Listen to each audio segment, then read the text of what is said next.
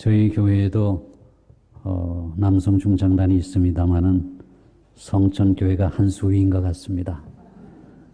저는 팬텀싱어에 나가도 될 것 같다 그런 생각을 하면서 은혜를 받았습니다. 귀한 찬송 감사합니다. 제가 처음 왔는지 잘 모르겠어요. 저도 기억이 잘 안 나요. 차로는 한 10분, 15분이면 올 수 있는 거리인데 세월은 22년이 걸린 것 같습니다. 오늘 귀한 헌신 예배에 또 초청해 주셔서 감사합니다.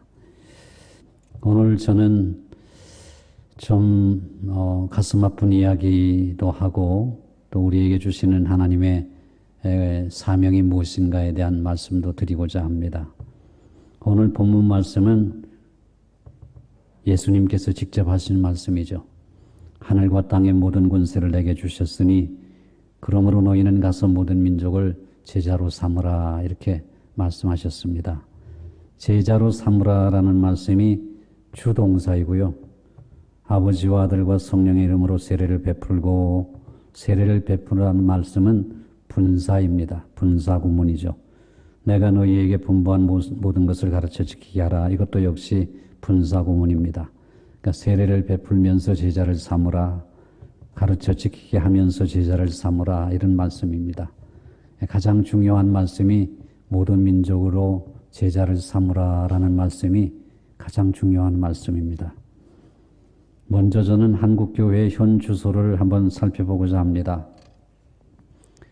1945년 해방 무렵에 우리나라에서 예수 믿는 사람들이 약 30만 명이었습니다.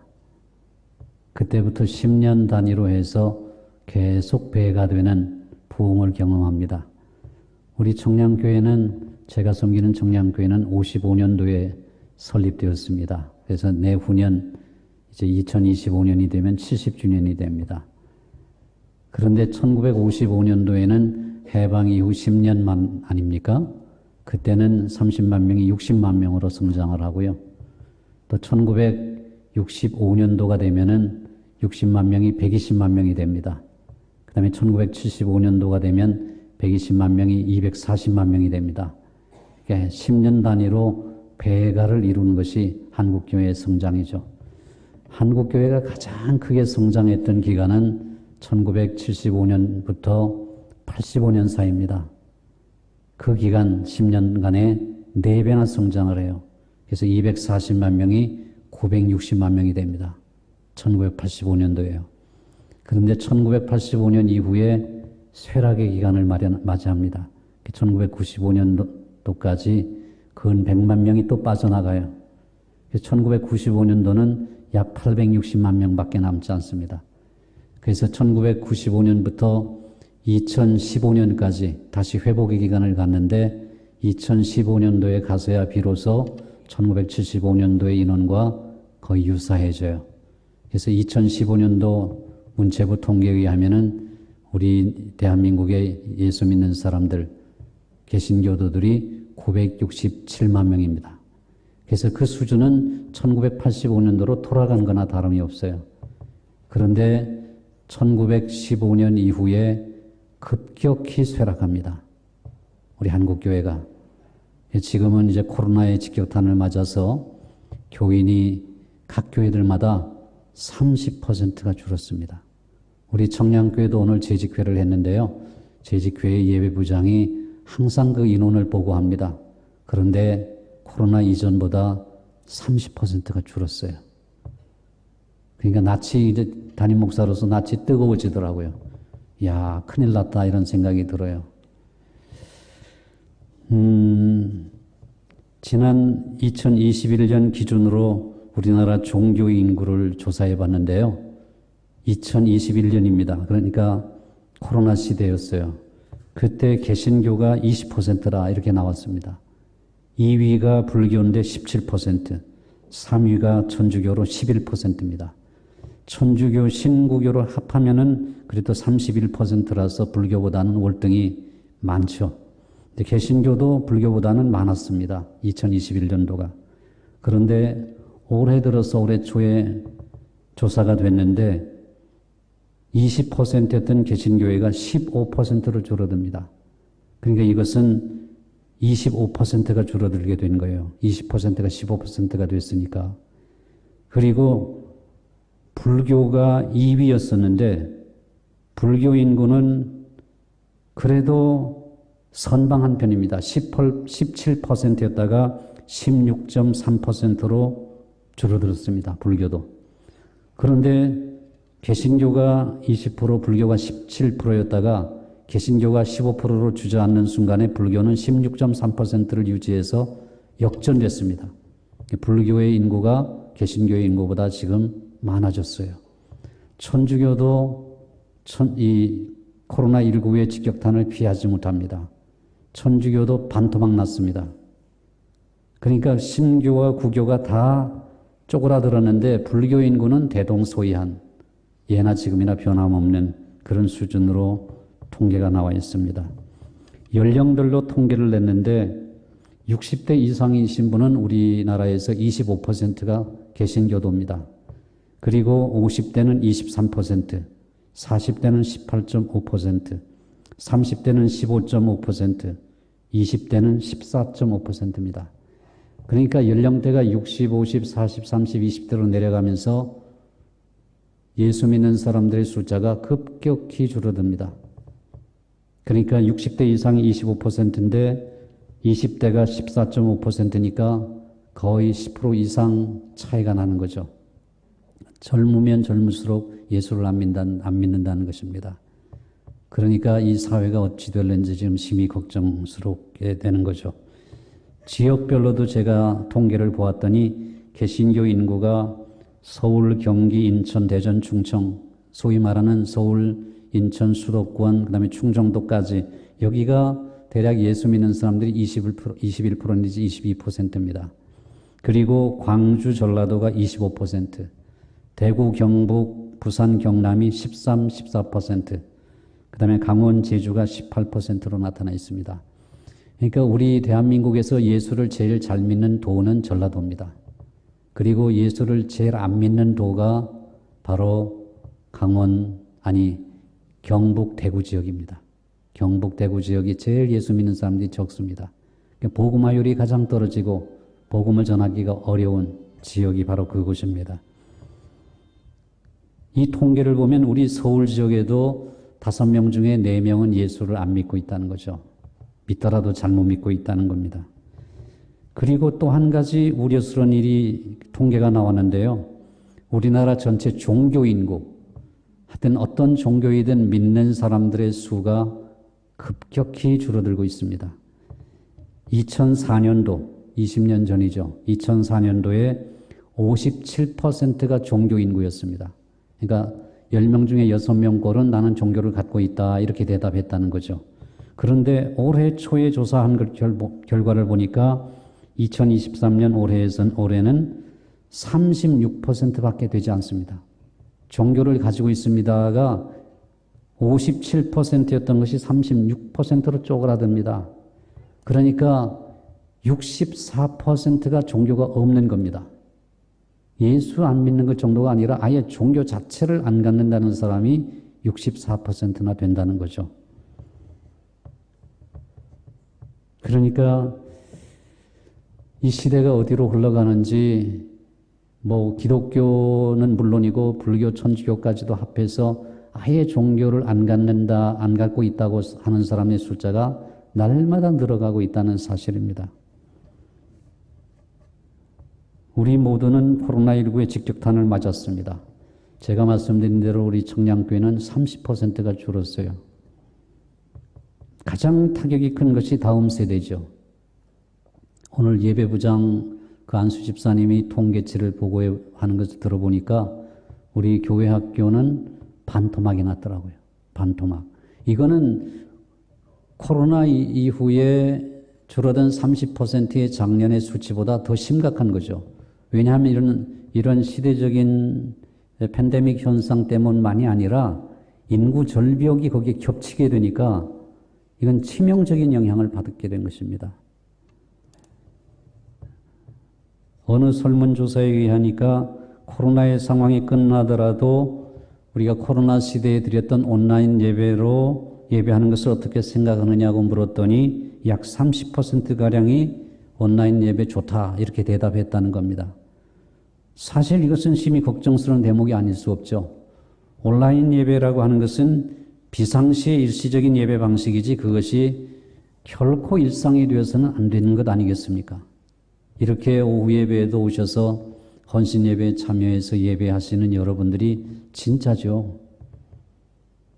얼굴과 얼굴을 맞대고 대면해서 예배를 드리고 같이 호흡을 느끼면서 같이 교제하는 가운데 이렇게 예배를 드려야 되지 않겠습니까?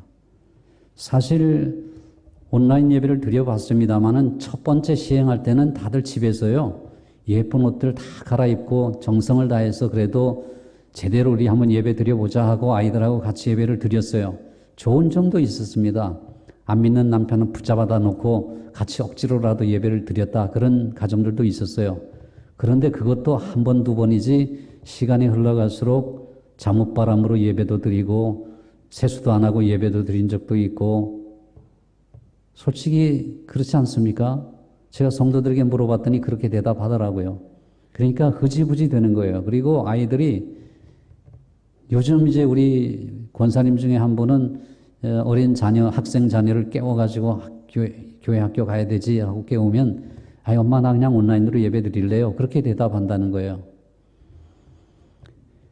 지난 2021년이니까 2년 전입니다. 경기노회에서 보고된 바에 의하면 경기노회가 그 당시 114개 교회가 있었습니다. 그런데 4개 교회가 폐쇄 청원을 냈습니다. 우리 교단의 전체 노회수가 약 160개 정도 됩니다. 우리 교단의 노회수가. 그러면은 이게 단순 비교는 할 수 없지만 한 노회당 평균 4개의 교회가 폐쇄되었다고 가정했을 때 전국적으로 640개 교회가 문 닫은 것입니다. 우리 대한민국의 교회 수가 5만 8천 개 내지 6만 개가량 된다 그럽니다. 그렇게 비례적으로 따져보면은 코로나 때문에 한 해에 2,100개 교회가 2,000개 교회 정도가 문을 닫아버린 겁니다. 이게 어찌 심각하지 않을 수가 있겠어요? 정말 가슴 아픈 일이죠. 사실 우리 대한민국처럼 영적으로 하나님의 큰 축복을 받은 나라는 없습니다. 유례 없는 경제 성장을 이뤘죠. 유례 없이 영적으로 큰 축복을 받았습니다. 하나님께서 왜 그렇게 한국교회를 축복해 주셨겠습니까? 한국교회를 세계 복음화를 위한 선교의 전초기지로 쓰시고자 함이 아니겠습니까? 한국에 하나님께서 경제적인 기적을 주신 것도 세계적인 기업들의 브랜드 파워를 주신 것도 또 K-팝 같은 문화적인 예술 콘텐츠를 주신 것도 이렇게 국제적인 위상을 높여주신 이유가 있다면 목적이 있다면 바로 21세기의 선교 사역의 주역으로 쓰시고자 함이 아니고 무엇이겠습니까? 우리는 이런 하나님의 은혜와 축복을 영적으로 해석할 줄 알아야 됩니다. 하나님이 왜 이유 없이 축복을 해 주셨겠습니까? 내가 너희를 쓰고 싶다는 거죠. 사용하고 싶다. 너희들에게 이렇게 큰 복을 주었으니 이 복의 통로가 되거라. 이 은혜의 통로가 되거라. 그런 의도가 하나님께서 갖고 계시지 않겠습니까? 요즘 복잡하고 다양한 데이터로부터 정보를 추출하고 분석하는 기술로 빅데이터라는 말이 요즘 회자되고 있습니다.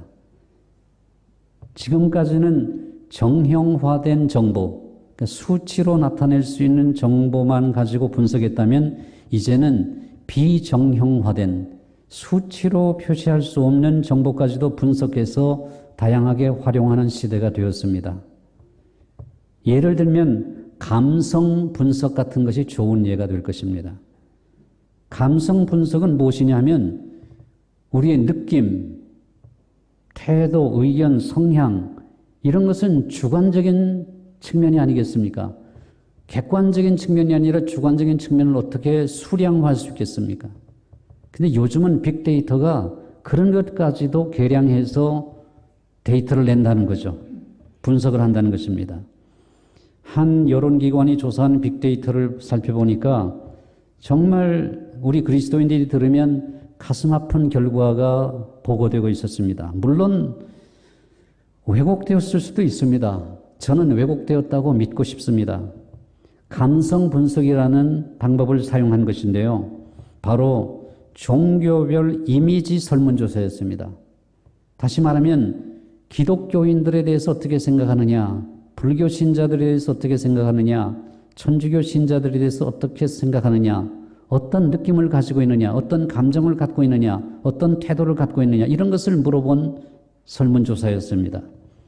불교 신자에 대해서는 많은 사람들이 온화하다, 절제한다, 따뜻하다, 윤리적이다, 착하다, 신중하다, 이렇게 좋은 이야기들이 20% 이상 나왔습니다. 그리고 한 가지 나쁜 것이 고지식하다.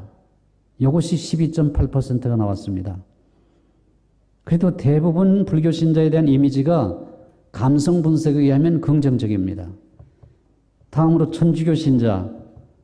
천주교 신자에 대한 이미지가 어떻습니까? 느낌이 어떻습니까? 이렇게 물어봤더니 온화하다, 따뜻하다, 윤리적이다, 깨끗하다, 가족적이다, 착하다.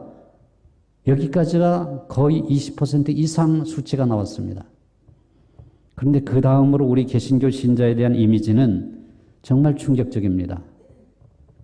거리를 두고 싶다, 이중적이다, 사기꾼 같다, 이기적이다, 배타적이다, 부패했다. 이게 전부 20% 이상입니다.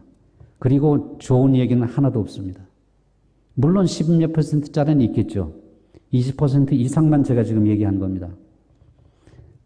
이거 정말 충격적이지 않아요? 개신교 신자 송준인 목사를 대할 때 거리 두고 싶대요. 송준인 목사가 이중적이래요. 제가 사기꾼같이 생겼대요. 그리고 이기적이래요. 배타적이래요. 부패했대요. 이건 너무너무 가슴 아픈 일 아닙니까? 최근 넷플릭스에서 방영된 나는 신이다, 신이 배신한 사람들. 이것이 요즘 아주 핫 이슈입니다. 핫 이슈예요. 저는 보지는 않았습니다. 그저 거기에 대한 분석 기사만 읽었습니다. 여기에 나오는 이단 교주들의 어이없는 성범죄, 이런 것들이 우리 개신교회가 관련된 것처럼 오해한 데서 비롯된 감성 분석 결과가 아닌가, 그런 생각을 해보았습니다. 그리고 소수의 정치적인 목사들, 타락하고 부패한 성직자들이나 교회, 이런 것들 때문에 한국교회 이미지가 심각하게 오염된 까닭이라고 봅니다. 그러나 이런 감성 분석, 빅데이터의 분석을 우리가 이거 왜곡됐다, 잘못됐다, 그 통계 수치라고는 하는 것은 항상 통계에 동원되는 그 대상이 누군가에 따라서 달라지게 마련이다. 이렇게 우리가 항변할 수 있습니다. 물론 그렇습니다. 그러나 완전한 객관성을 부인하기는 무리라는 사실입니다. 어느 정도의 진실성이 담겨 있다는 거거든요. 이런 세태 속에서 저는 이런 생각을 합니다. 제가 오늘 선교 헌신 예배로 왔습니다. 우리가 선교사를 어떻게 파송합시다. 선교사를 어떻게 후원합시다. 우리 성천교회도 선교사를 열심히 도웁시다. 뭐 이런 얘기는 이게 미셔널 워크에 해당되는 겁니다. 미셔널 워크 또는 미셔널 액티비티. 이 선교적인 어떤 워크, 사업이나 액티비티, 활동이 중요한 시대가 아니라는 겁니다. 지금의 이 시대는 미셔널 라이프가 중요한 시대라는 거죠. 우리의 삶이 선교적인 삶이 되어야 되는 겁니다. 이렇게 왜곡되고 오염된 기독교에 대한 이미지를 걷어내야 되는 거죠. 그럼 거두어내는 방법이 무엇이냐 하면은 우리 한 사람 한 사람이 미셔널 라이프를 살아야 되는 거예요. 선교적인 삶을. 학교에서 선생님, 회사의 회사원, 과학자, 연구원, 무슨 사업을 하는 사업가, 모두가 자기의 삶의 자리에서 미셔널 라이프를 살아야 되는 거죠. 그래서 저 사람 보니까 예수 믿어야 되겠고, 저 사람 보니까 기독교가 내가 잘못 오해했다. 저 사람 살아가는 모습을 보니까 내가 갖고 있던 이미지가 잘못됐구나. 이렇게 바꿔줘야 되는 겁니다.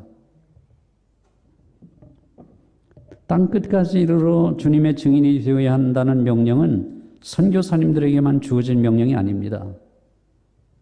예수님께서 온 천하에 다니며 복음을 전하라는 명령은 우리 모든 성도에게 주신 명령이거든요. 그러므로 모든 성도는 전도자가 되어야 합니다. 어디에서나 성도들은 입을 열어 예수의 십자가와 부활, 구원의 은혜, 영생의 축복을 간증하고 증거해야 되는 것이죠. 입을 열어 가족에게, 이웃에게, 친구에게, 직장 동료에게, 일가 친척에게, 가까이 있는 사람들과 먼 데 사람들에게 예수는 그리스도야 라고 증거하며 복음을 전해야 되는 것입니다. 그러기 위해서 우리 모든 성도는 우리의 삶의 현장과 직장의 현장, 그 직업의 현장을 전도 현장으로 만드는 일에 힘을 써야 되는 것입니다. 우리가 사업을 한다고 가상해 보십시다. 저희 교회도 사업가들이 많은데요. 어떻게 하면 돈을 많이 벌 수 있을까? 어떻게 하면 축복을 많이 받아서 우리 사업이 더 번창할 수 있을까? 여러분, 그것은 1차적인 사업가의 생각입니다. 물론 돈을 벌어야 되겠죠. 사업을 확장시켜야 되겠죠. 그런데 우리가 생각을 바꿔야 됩니다. 어떻게 하면 우리 사업장에 내에 있는 우리 가족들, 직장인들, 직장 식구들을 행복하게 해줄 수 있을까? 어떻게 하면 내가 우리 직장 동료들을 행복하게 해줄 수 있을까? 이런 생각을 가지고 우리가 돈을 벌어야 되고 사업을 해야 되지 않습니까? 그리고 직장 내에서 사장님이라면 존경받아야 되지 않습니까? 아, 우리 사장님 살아가시는 모습 보니까 나도 예수를 믿고 싶다. 그런 마음이 들어야 되지 않습니까? 내가 기독교인이 돼서 잘못 생각하고 있었어. 우리 사장님 보니까 절대로 기독교는 그런 종교가 아니야. 이렇게 바꿔줘야 되지 않습니까? 우리가 중국이라든지 베트남이라든지 태국이라든지 필리핀이라든지 이런 데 가서 합자회사를 세우거나 거기 사업장을 열 수 있습니다. 1차적인 생각은 무엇입니까? 어떻게 하면 이들의 돈을 내가 빼갈까? 여기서 내가 돈을 벌어가지고 내가 한국으로 다시 돌아가야지. 이거 1차적인 생각입니다. 거기서 더 나아가서 이 예수 안 믿는 이 땅에 와가지고 내가 이 사람들을 어떻게 복되게 할 수 있을까? 내가 하나님의 은혜와 축복의 통로로 어떻게 쓰임받을 수 있을까? 이 땅에서, 이 외국 땅에서 이들을 행복하게 해주고 이들에게 복음을 전해서 나의 작업장과 사업장이 하나님의 나라가 되게 할 수 있는 방법이 무엇일까? 이런 꿈을 꾸셔야 되는 겁니다. 우리는 사업이 잘 되면, 돈을 많이 벌면 하나님의 일을 많이 하겠다. 이런 분들이 계시죠. 내가 돈을 많이 벌면, 하나님이 내게 축복을 많이 해주시면 내가 하나님의 일을 열심히 할 텐데, 이런 생각을 하기 쉽습니다. 근데 그런 분은 평생 가도 하지 못합니다. 하나님의 일을. 하나님의 일을 정말 하고 싶은 사람은 아예 시작부터 적은 수입을 가지고도 과부의 두 랩돈과 같이 하나님의 일에 우선순위를 둬야 됩니다. 그래야 하나님이 그 기업을 축복하십니다. 잠언 16장 8절에 이런 말씀이 있죠. 적은 소득이 의의를 겸하면 많은 소득이 불의를 겸한 것보다 나으니라. 이런 말씀이 있습니다. 무슨 말씀이에요? 적은 소득이 의의를 겸하는 것이 불의한 많은 소득보다 낫다는 거예요. 불법, 탈법, 탈세, 부정 이런 일을 저질러 가지고 돈 많이 벌면 무슨 소용이 있겠느냐 그 말입니다. 적법하게 탈세하지 않고 정직하게 조금 벌더라도 적은 소득이 의의를 겸하는 것이 많은 소득이 불의를 겸하는 것보다 나으니라. 이게 하나님 말씀 아닙니까? 이런 말씀에 우리가 충실하게 살아야 되는 거예요. 그게 미셔널 라이프예요. 그래야 세상이 바뀌게 되고 그 기독교의 복음이 땅끝까지 증거되게 되는 것입니다.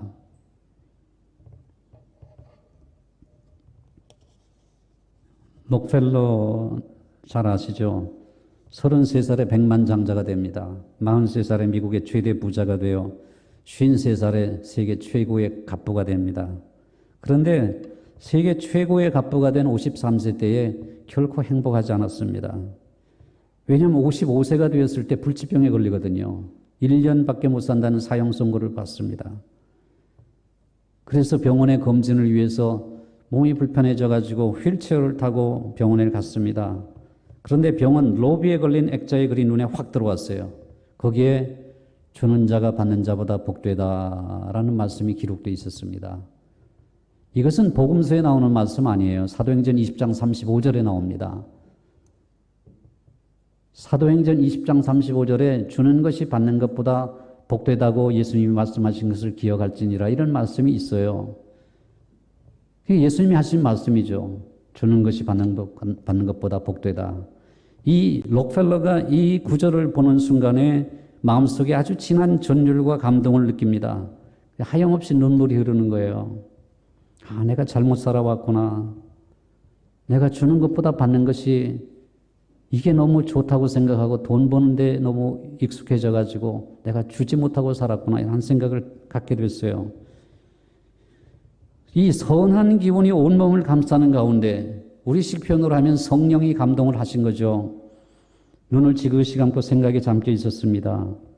잠시 후에 시끄러운 소리에 정신을 차리게 됐는데 한 여인이 어린 딸을 데리고 와서 사정사정하는 거예요. 이 딸을 고쳐달라고. 근데 병원에서는 디파짓을 하지 않으면 입원비를 먼저 디파짓 이렇게 예치하지 않으면 안 된다는 거예요. 안 받아준다는 거예요. 그러니까 눈물로 엄마가 호소를 합니다. 그 때문에 시끄러웠던 거예요.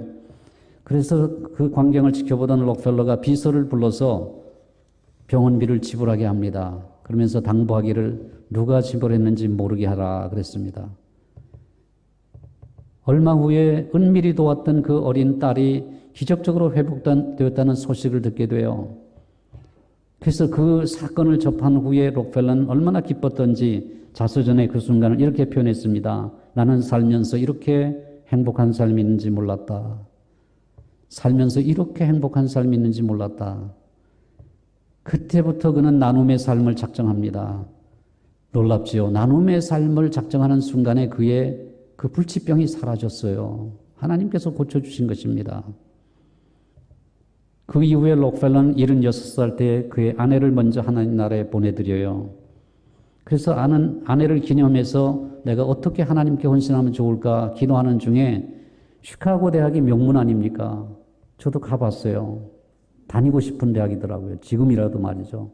그 명문, 그 시카고 대학의 교회, 대학교회를 봉헌하게 됐습니다. 록펠러가 지어준 거예요. 아내를 기념해가지고. 헌단식을 마치고 나온 록펠러에게 한 기자가 물었습니다. 회장님, 성공 비결이 무엇입니까? 록펠러는 이렇게 대답했습니다. 나의 어머니 엘리자의 신앙유산입니다. 이렇게 대답했습니다. 세계적인 재벌인 록펠러의 어머니는 아들에게 10가지 유언을 남겼다고 하죠. 우리가 설교 시간에도 많이 들었을 거예요. 첫째, 하나님을 친아버지 이상으로 섬겨라. 아버지가 생계를 위해 필요한 모든 것을 공급하지만 더 중요한 공급자는 바로 하나님이시다. 둘째, 목사님을 하나님 다음으로 섬겨라. 목사님과 좋은 관계 속에서 하나님의 말씀을 듣고 따르는 것이 축복된 길이다. 셋째, 주일 예배는 꼭 본교회에서 드려라.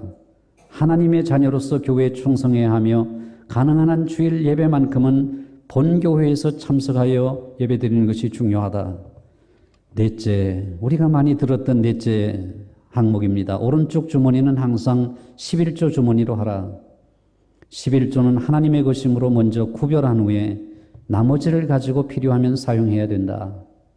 다섯째, 아무도 원수로 만들지 말라. 다른 사람들과의 관계가 좋지 않으면 사람들이 거리를 두기 때문이다. 여섯째, 아침에 목표를 세우고 기도하라. 하루를 시작하기 전 오늘 해야 할 일을 하나님께 맡기며 하나님이 모든 일에 함께하여 주실 것을 온전히 신뢰하는 믿음의 기도가 필요하다. 일곱째, 잠자리에 들기 전 하루를 반성하고 기도하라. 알게 모르게 계속적으로 짓는 죄를 가능한 한 빨리 회개하여 죄로 인한 어려움과 고통을 피해야 된다. 여덟째, 아침에는 꼭 하나님의 말씀을 읽어라. 하나님께서 말씀하시는 것을 듣는 시간이 필요하다. 아홉째, 남을 도울 수 있으면 힘껏 도와라. 그리고 도와준 일에 대해 절대로 나팔을 불지 말라. 열째, 예배 시간에 항상 앞에 앉아라. 예배 드리고 말씀 듣는 일에 누구보다도 앞장서야 된다. 이런 어머니의 유언을 그는 실천하며 살았습니다. 그래서 몇 살 때까지 사느냐 하면 100세에서 2살이 모자라는 98살까지 살면서 선한 사업에 부유한 사람이 되었습니다. 제가 청량교회 담임 목사로 부임한 때가 44살 때였어요. 그때 저는 아무것도 모르고 부임했어요. 제가 유학을 마치고 돌아와서 교수 생활을 하고 있을 때 청량교회가 저를 초청을 했습니다. 설교 한번 해달라고 요청해서 그저 44살 뭘 압니까? 경험도 없는데 그저 설교해달라고 그러니까 그냥 한번 설교하러 가야 되겠다 하고 왔다가 그냥 발목이 붙잡혔어요. 그래서 교수 생활을 하고 있었는데 교수를 하지 못하게 됐고 목회를 하게 됐는데 장로님들이 허락을 하셔가지고 교수 생활도 같이 했습니다. 그래서 교회에 피해를 안 주려고 신대원은 화요일부터 수업이 있거든요. 월요일날 수업이 없고 그래서 학부 수업하고 평생교육원 수업만 하겠다 해가지고 월요일만 수업을 하고 화요일부터는 또 목회를 했어요. 두 가지 일을 하다 보니까 머리가 벌써 이렇게 휘어졌습니다.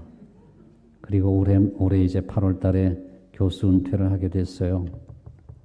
어느덧 저도 이제 시니어가 됐네요. 올 4월 15일이 지나면은 저도 지하철 공짜로 탈 수 있어요. 다행히 법이 아직까지 안 바뀌어서 다행인 것 같아요. 그런데 제가 22년 전에 이 청량교회 부임했을 때요, 원로 목사님이신 박명수 목사님이 생존해 계셨거든요. 2001년도였습니다, 그때가. 그런데 만 7년을 모셨어요. 2008년도에 소천하셨습니다. 93세까지 사셨죠. 근데 저는 목사님께서 돌아가신 이후에 너무 마음이 허전했어요. 박명수 목사님이 항상 이 앞자리에 제일 앞에 앉아 계셨습니다. 그리고 매주일 출석하셨어요. 근데 저는 정직한 말씀을 드리는데 한 번도 원로 목사님이 부담스러운 적이 없었습니다. 아버지 같았어요. 물론 아들로 치면은 막내 아들 정도에 해당되는 거죠. 목사님도 저를 무척 사랑하셨고 설교하고 내려가면 목사님이 제 손잡아 주시면서 제 투박하고 형편없는 설교지만은 목사님께서 제게 송 목사 오늘도 큰 은혜 받았다 고맙다 그렇게 말씀해 주셨어요. 그것이 제게 격려가 됐죠. 2008년도에 소천하신 이후에 제가 마음이 너무 허전해가지고 건조 리본을 이렇게 달았는데요. 왜냐하면 우리 원로 목사님께서 시신을 세브란스에 기증하셨거든요. 증경 총회장을 역임하셨기 때문에 총회장으로 치렀습니다. 장례식을 연세대학교 세브란스 병원에서요. 그러니까 한 번 예배도 딱 한 번밖에 안 드렸어요. 무슨 위로 예배, 입관 예배, 발인 예배, 하관 예배 이런 거 하나도 없었어요. 그냥 한 번 그냥 천국 환송 예배라고 해가지고 전국에 그 유명하신 목사님들이 다 모였죠. 총회장을 역임하셨으니까. 그래서 제가 거기서 사회를 보고 예배를 인도했습니다. 물론 설교자는 증경 총회장님이 하셨죠. 그 이후에 그 가슴에 달았던 건조 리본을 떼가지고 제가 제가 쓰는 컴퓨터 모니터에다 이렇게 붙여놨어요. 몇 년을 붙여놨느냐 하면은 3년을 붙여놨어요. 3년 동안. 건조 리본을 볼 때마다 원로 목사님을 생각하신 거예요. 존경하는 마음으로. 저를 사랑해 주셨던 그 사랑을 못 잊어서. 검소하셨거든요. 예. 그리고 저를 아들처럼 사랑하셨어요.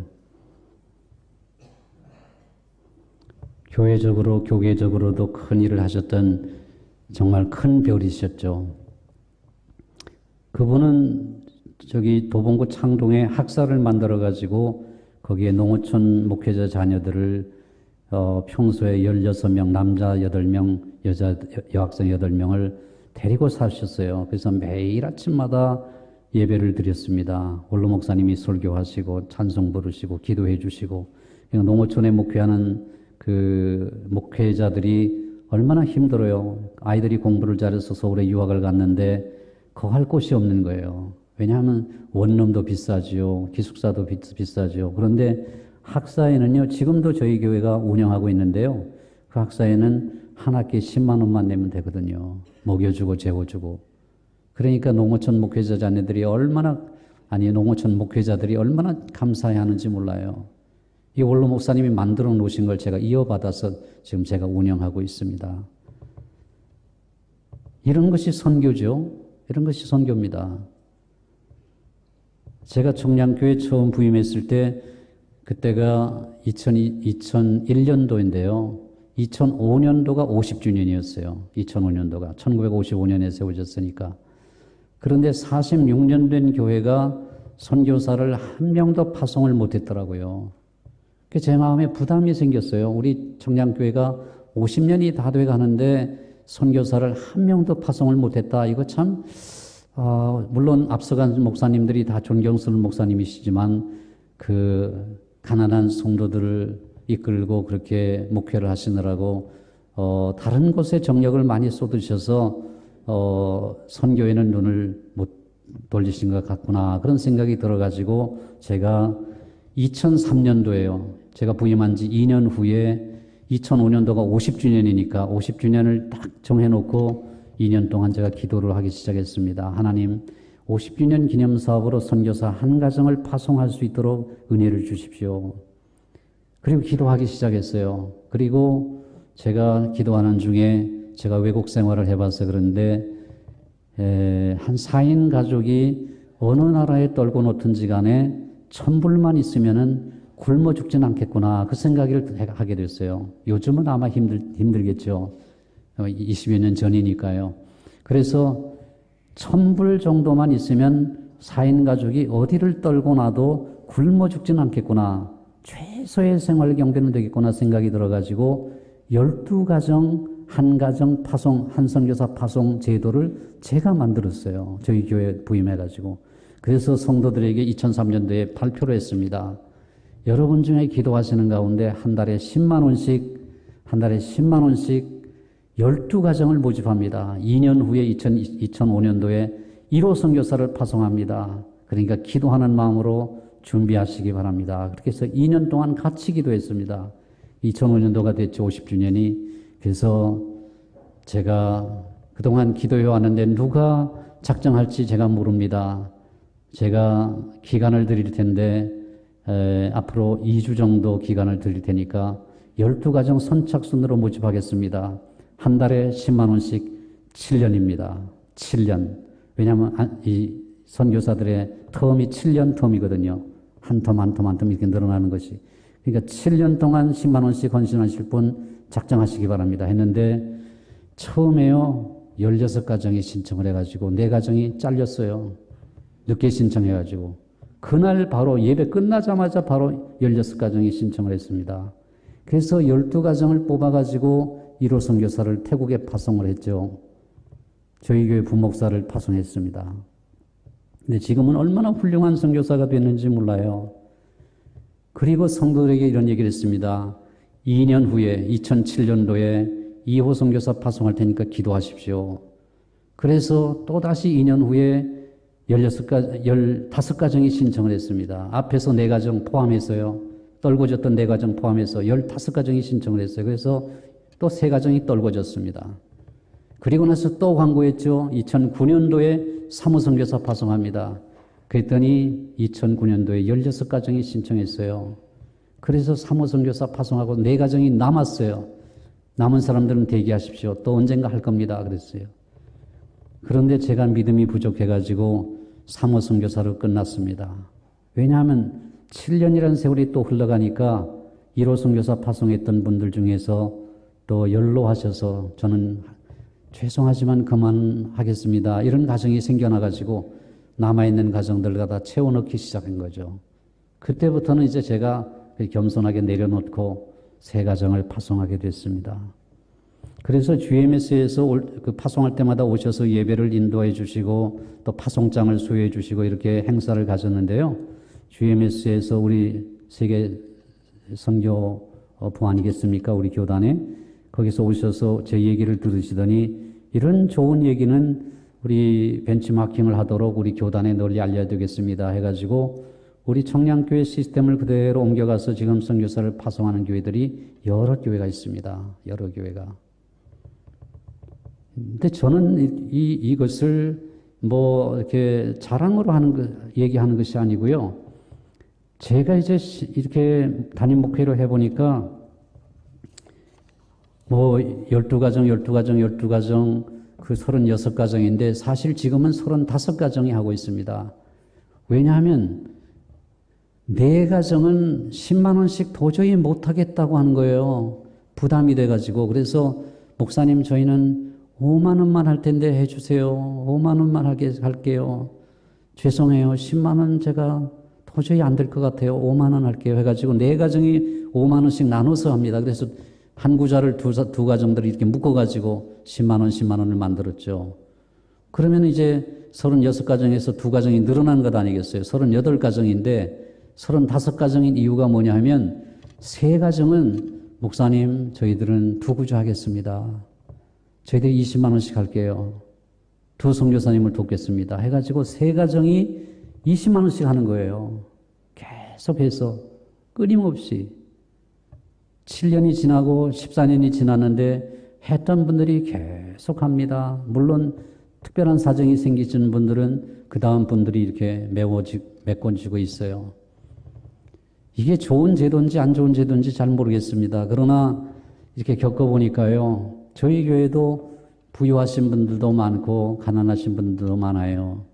그런데 뭐 이런 말씀해서 죄송하지만 정말 헌신적인 분들은요.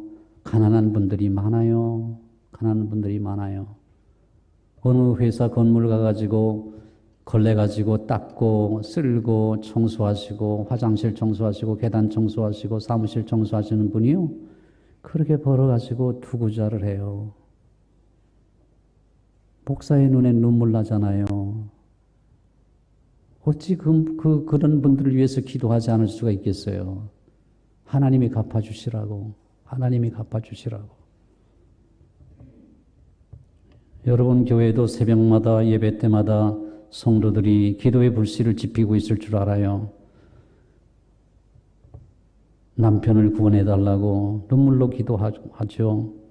우리 부모님 구원해달라고, 우리 아들, 딸 구원해달라고, 옆에서 세탁소 하시는 분을 위해서 기도하고, 슈퍼마켓 주인을 위해서 기도하고, 옆집 아무개 엄마의 영혼을 위해서 기도하고, 사람들마다 자신의 전도 대상자를 놓고 기도해요. 우리가 직장에 출근하게 되면 먼저 의자에 앉아서 하나님 이 사무실을 천국 되게 해주세요. 바로 이곳에서부터 하나님 나라가 확장되게 해주세요. 또 오늘 만나는 사람에게 복음 전할 수 있는 담대한 믿음 주세요. 이렇게 기도하고 시작하면 하나님께서 얼마나 기뻐하실까요? 제 기도 시간에는 세계지도가 눈앞에 이렇게 펼쳐져요. 눈 감고 세계지도를 펼쳐놓고 저쪽 오른쪽에 코스타리카의 아무개 선교사님, 브라질의 아무개 선교사님, 그리고 저 끝에 아프리카의 아무개 선교사님, 세계 지도를 펼쳐놓고 우리가 파송한 선교사들, 후원하는 선교사들 위해서 기도해요.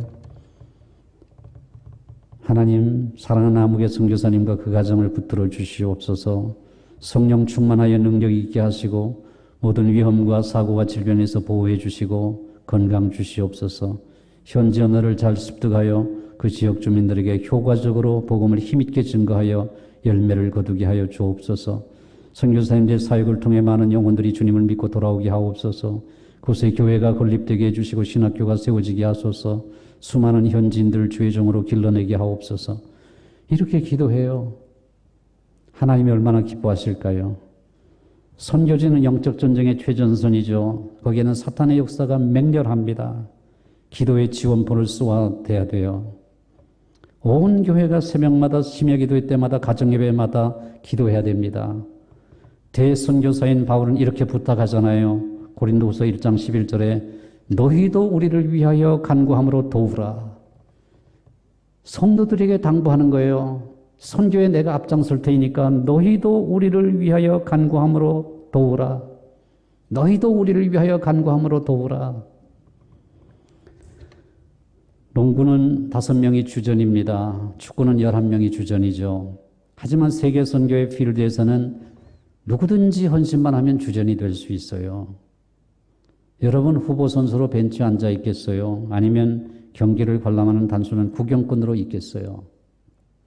감리교회 창시자 웨슬레는 세계가 나의 교구다 이렇게 말했다잖아요. The world is my parish. 세계가 나의 파리시다, 교구다. 전 세계가 자기가 목표하는 구역이라는 말이에요. 얼마나 멋진 말입니까? 세계는 우리의 교구입니다. 우리가 뛰어야 할 선교의 필드이죠.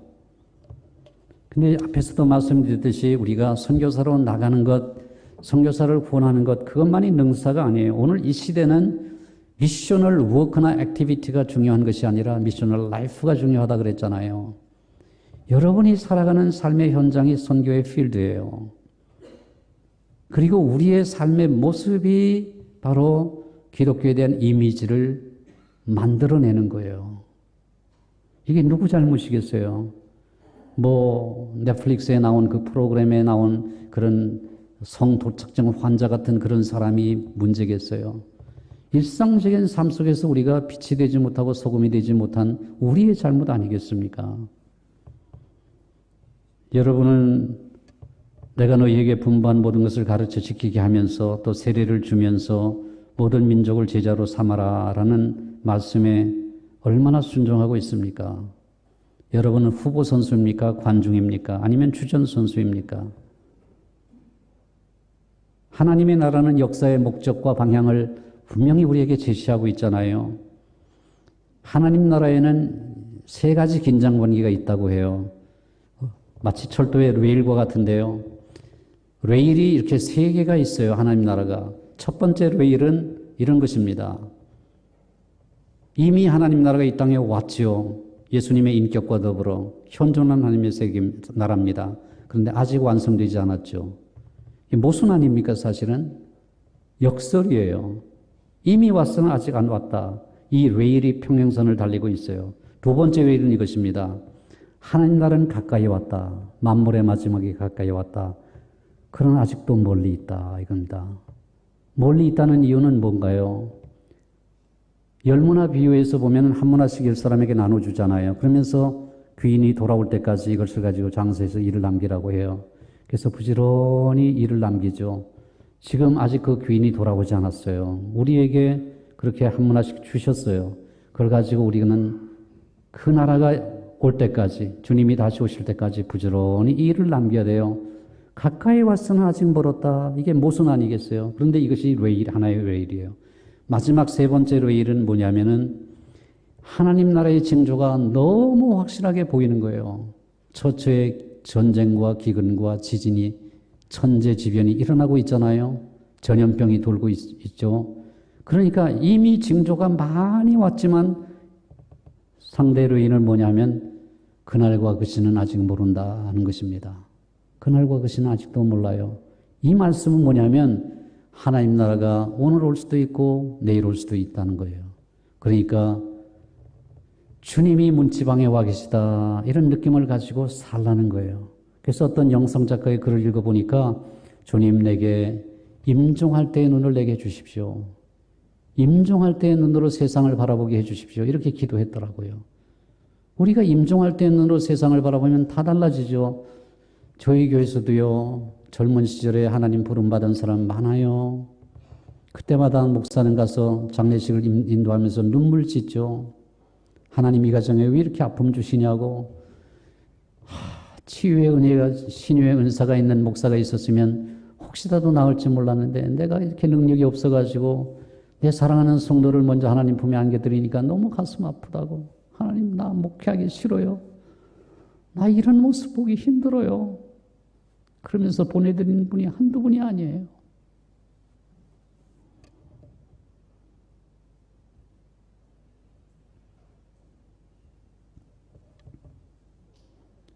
언제 주님이 우리에게 오실지 몰라요. 언제 우리가 부름받을지 몰라요. 그러니까 우리가 문지방에 와 계신 것처럼 임종할 때 눈을 가지고 세상을 바라보는 눈 다 놓고 가는 것입니다. 다 놓고 가는 거예요. 그 눈에 넣어도 아프지 않은 어린 아이들을 놔두고 엄마가 먼저 가더라고요. 하나님 품으로. 얼마나 절박한지, 얼마나 절박한지. 엄마가 꼭 필요한 아이들인데 왜 하나님은 엄마를 데려가시냐고. 그러니까 마지막 때에 우리가 살고 있다는 사실을 인식하고 이미 왔으나 완성되지 않았고 가까이 있으나 아직도 멀고 징조는 가득하나 그날과 그것은 알지 못하니 언제 오시더라도 우리가 주님 맞을 준비해야 되겠다. 마지막 날에 마지막 때에 죽게 드릴 열매 가득 안고 죽게 드릴 노래 가득 안고 땅 끝에서 주님 오실 날 예비하는 저와 여러분 될 수 있기를 주의 이름으로 축원드립니다. 기도하십시다. 주님, 우리가 21세기 선교의 주역들이 되게 하여 주시옵소서. 우리의 가정, 우리의 자녀만 잘 되기를 바라지 아니하고 우리의 시야를 넓혀 세계가 우리의 교구가 되게 하여 주시옵소서. 코로나 이후 우리 교회와 성도들에 대한 이미지가 너무나 안 좋아졌습니다. 나이가 젊을수록 기독교에 대한 반감이 크고 믿는 사람들의 수도 급격히 줄어들고 있습니다. 주님, 우리가 잘못 살았습니다. 우리의 죄악을 용서하여 주시옵소서. 불의와 부정, 불법과 탈법이 가득한 이 세상에 진정한 소망은 오직 복음뿐임을 고백합니다. 우리가 먼저 예수 그리스도의 십자가 복음 위에 바로 서서 믿지 않는 자들에게 본이 되게 하시고 우리의 삶이 선교적 삶이 되어 먹든지 마시든지 무엇을 하든지 오직 하나님의 영광을 위하여 하게 하여 주시옵소서. 오늘 예배하는 모든 이들이 복음의 증인이 되게 하시고 주는 자가 받는 자보다 복되다는 말씀을 실천하여 록펠러처럼 하나님의 은혜와 축복의 통로로 존귀하고 보배롭게 쓰임받게 하여 주시옵소서. 우리 구주 예수 그리스도의 이름으로 기도하옵나이다. 아멘.